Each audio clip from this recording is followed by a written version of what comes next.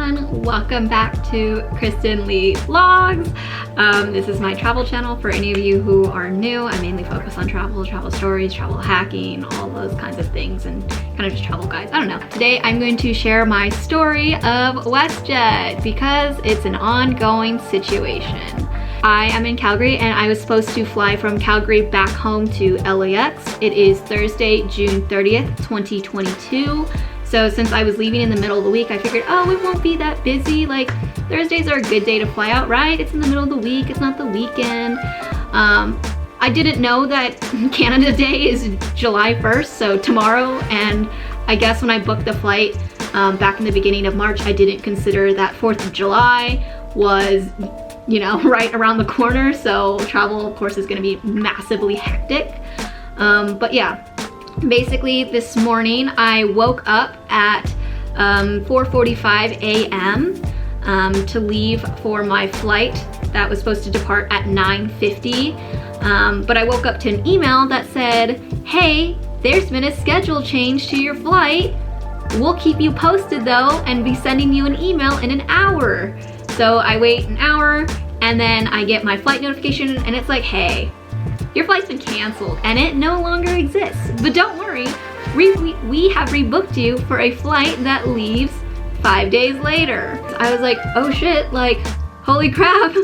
That's kind of a lot of time because when typically you hear of like flight delays, people are rebooked for the, you know, the next available flight that day, the next day, or like at most 2 days later, not like almost a whole week later.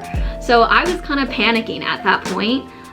First thing I did was obviously I called their customer support line, their customer service line.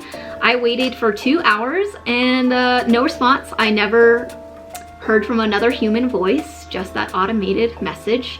And so I finally went through WestJet's portal. They have a function where you can request a specific callback time.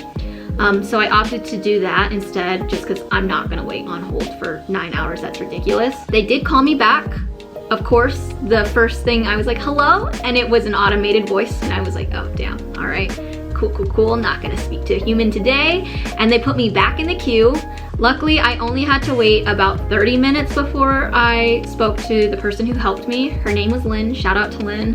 She was really nice. She was able to rebook me on a direct flight back to LAX for Saturday at the same time, so really my cancellation and delay ends up only being 2 days. So I mean, that's a lot less.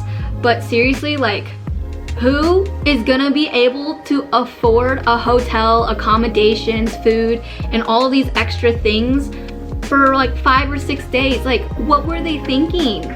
I was like in shock. When I saw that, I was like, thank God I'm staying with my friend who has the means to host me and that they're really kind enough to host me, because that would have been insane. And even if you request like compensation and they pay you back and stuff, there's limitations to that.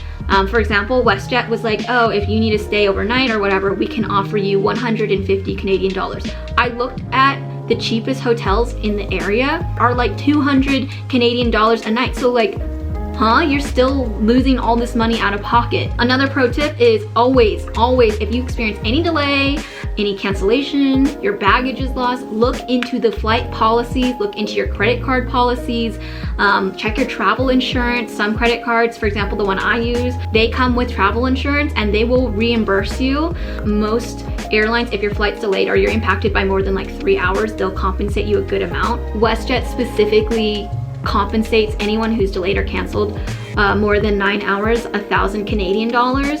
So for me, that's huge. My entire trip is about 1,000 US dollars for my 2.5 week trip. That's including flights, accommodations, food, excursions, the Canadian Grand Prix for Formula One, all that stuff. And so because of this delay and being compensated and all that stuff, I'm only paying about 250 US dollars for it. So kind of a blessing and a curse.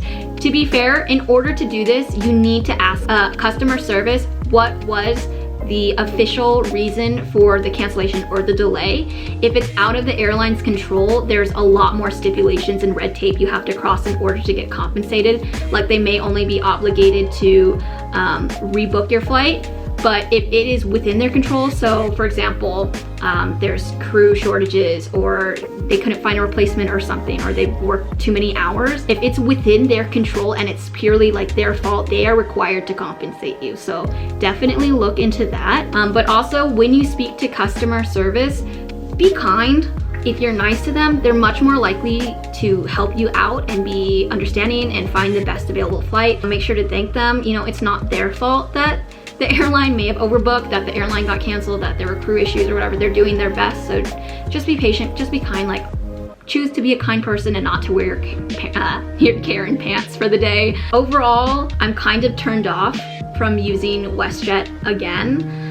Because my friend and I, we had another pretty close call experience with WestJet. So what happened was, a week ago, we were flying from Montreal to Calgary, but there was a connecting flight in Toronto.